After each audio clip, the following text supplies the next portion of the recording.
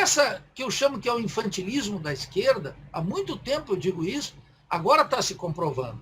Então, acho que essa é uma questão fundamental, muito decisiva. Esse diálogo tem que ser interrompido e nós temos que fazer a crítica do liberalismo de esquerda. Ambos são funcionais à ordem. O liberalismo de direita e o liberalismo de esquerda. E agora eu disse, o sistema sucumbiu porque emergiu na cena o ultraliberalismo de Paulo Guedes, que está mandando uma bala contra tudo e contra todos, numa violência total e com aceitação eleitoral. Esse é o drama que nós temos que explicar. E todos aqueles que quiserem praticar o bom mocismo agora estão se defrontando com o espelho. Eu acho que esse é o problema, a equação política que determina o cálculo do sindicalista, do youtuber, do parlamentar, do dirigente partidário, de todos, Ron. Essa é uma questão muito clara no Brasil. Está chegando o limite dessa política. Eu alertei isso exaustivamente. Inclusive aqui no programa, diversas vezes. Lido, olha só, você falou aí dessa questão de fundo dramática. Agora tem uma meta questão aí, que é o seguinte, a gente sempre alertou aqui, você também é um crítico, Requião é um crítico e Brizola era o maior crítico ao sistema eleitoral atual brasileiro, né, da urna eletrônica inauditável.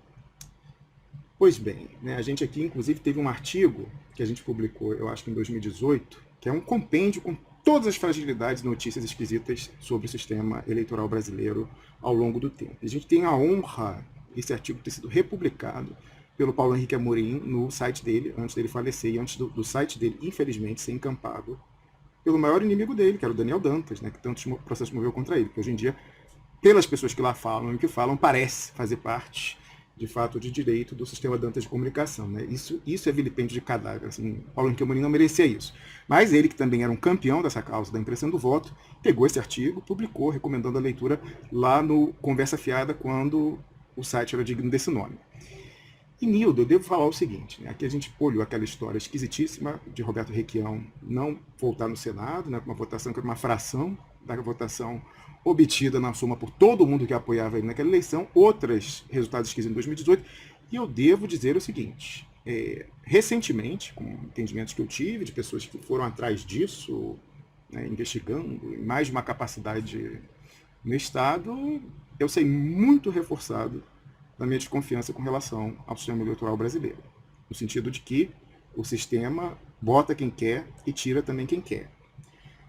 Sobre isso, eu recomendo que você que está nos vendo, coloque no YouTube, quando acabar essa transmissão, bote o seguinte, não tem a ver com o que eu estou falando não, mas assim, só para você ver, necessariamente. Coloque assim, Protógenes Queiroz, Mariana Godoy, aquela jornalista.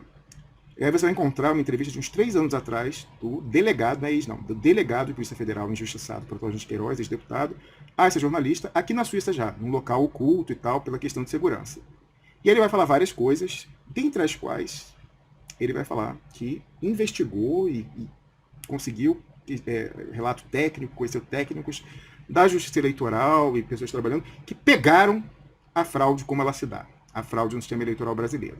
Então, para além disso que você está falando isso é notório, né? Esse ultraliberalismo do Guedes, travestido de conservadorismo moral com Bolsonaro, tem representatividade social. Agora, isso não quer dizer que a representatividade social que desgraçadamente existe, seja aquela que aparece na urna eletrônica sem o papelzinho do Brizola, né?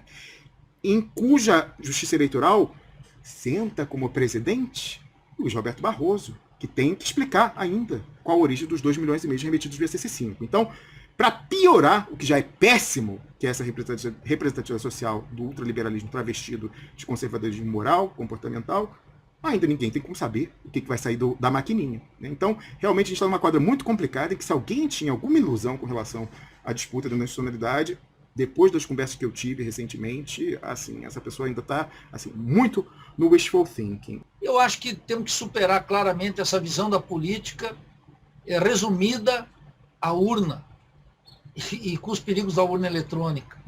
Uma dimensão eleitoral da política é o terreno por excelência da classe dominante. Quem ousará questionar o Barroso, Nildo, que preside a urna eletrônica inauditável? Quem ousará? O grande...